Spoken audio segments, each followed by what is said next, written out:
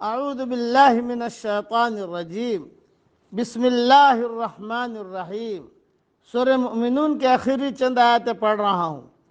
قل لمن الارض ومن فیہا ان کنتم تعلمون، پوچھئے تو صحیح کہ زمین اور اس کی کل چیزیں کس کی ہیں، بتلاؤ اگر جانتے ہو۔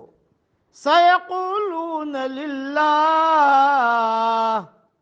فوراً جواب دیں گے کہ اللہ کی۔ قُلْ أَفَلَا تَذَكَّرُونَ، کہہ دیجئے کہ پھر تم نصیحت کیوں نہیں حاصل کرتے۔ قُلْ مَن رَّبُّ السَّمَاوَاتِ السَّبْعِ وَرَبُّ الْعَرْشِ الْعَظِيمِ، دریافت کیجئے کہ ساتوں آسمانوں کا اور بہت باعظمت عرش کا رب کون ہے۔ سَيَقُولُونَ لِلَّهِ، وہ جواب دیں گے کہ اللہ ہی ہے۔ قُلْ أَفَلَا تَتَّقُونَ، کہہ دیجئے کہ پھر تم کیوں نہیں ڈرتے۔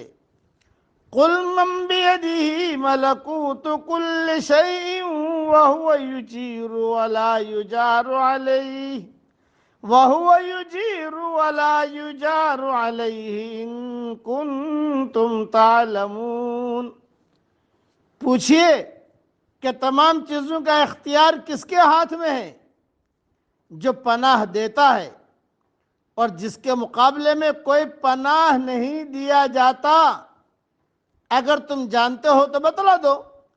سَيَقُولُونَ لِلَّهِ، یہی جواب دیں گے کہ اللہ ہی ہے۔ قُلْ فَأَنَّىٰ تُسْحَرُونَ، کہہ دیجئے پھر تم کدھر سے جادو کر دیے جاتے ہو۔ بَلْ أَتَيْنَاهُمْ بِالْحَقِّ وَإِنَّهُمْ لَكَاذِبُونَ، حق یہ ہے کہ ہم نے انہیں حق پہنچا دیا ہے اور یہ بے شک جھوٹے ہیں۔ تھوڑی تشریح اس کی سن لیجئے ان آیات کی۔ یعنی جب تمہیں تسلیم ہے کہ زمین کا اور اس میں موجود تمام اشیاء کا خالق بھی ایک اللہ ہی ہے، اور آسمان اور عرش عظیم کا مالک بھی وہی ہے، تو پھر تمہیں تسلیم کرنے میں تأمل کیوں ہے کہ عبادت کے لائق بھی صرف وہی ایک اللہ ہے۔ پھر تم اس کی وحدانیت کو تسلیم کر کے اس کے عذاب سے بچنے کا اہتمام کیوں نہیں کرتے۔ اور جو آگے فرمایا وَهُوَ يُجِيرُ وَلَا يُجَارُ عَلَيْهِ، یعنی جس کی وہ حفاظت کرنا چاہے اور اسے اپنی پناہ میں لے لے تو کیا اسے کوئی نقصان پہنچا سکتا ہے۔ یعنی اس کا، اور آگے اللہ تعالیٰ نے فرمایا کہ فَأَنَّىٰ تُسْحَرُونَ، کہاں تم جادو کیے، پھر تم کدھر سے جادو کر دیے جاتے ہو۔ یعنی پھر تمہاری عقلوں کو کیا ہو گیا ہے کہ اس اعتراف اور علم کے باوجود تم دوسروں کو بھی اس کی عبادت میں شریک کرتے ہو۔ قرآن کریم کی صراحت سے واضح ہے کہ مشرکین مکہ اللہ تعالیٰ کی ربوبیت، اس کی خالقیت اور مالکیت اور رزاقیت کے منکر نہیں تھے، بلکہ وہ یہ سب باتیں تسلیم کرتے تھے۔ انہیں صرف توحید الوہیت سے انکار تھا، یعنی عبادت صرف ایک اللہ کی نہیں کرتے تھے بلکہ اس میں دوسروں کو بھی شریک کرتے تھے۔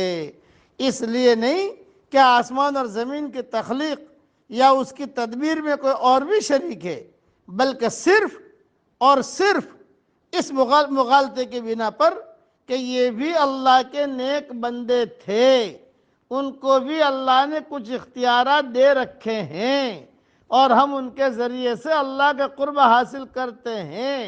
یہی مغالطہ آج کل کے مردہ پرست اہل بدعت کو ہے، جس کی بنیاد پر وہ فوت شدگان کو مدد کے لیے پکارتے ہیں، ان کے نام کی نظر و نیاز دیتے ہیں اور ان کو اللہ کی عبادت میں شریک گردانتے ہیں، حالانکہ اللہ نے کہیں بھی یہ نہیں فرمایا کہ میں نے کسی فوت شدہ بزرگ، ولی یا نبی کو اختیارات دے رکھے ہیں، تم ان کے ذریعے سے میرا قرب حاصل کرو یا انہیں مدد کے لیے پکارو یا ان کے نام کی نظر و نیاز دو اسی لیے اللہ تعالیٰ نے آگے فرما دیا ہم نے انہیں حق پہنچا دیا، یعنی اچھی طرح واضح کر دیا کہ اللہ کے سوا کوئی معبود نہیں۔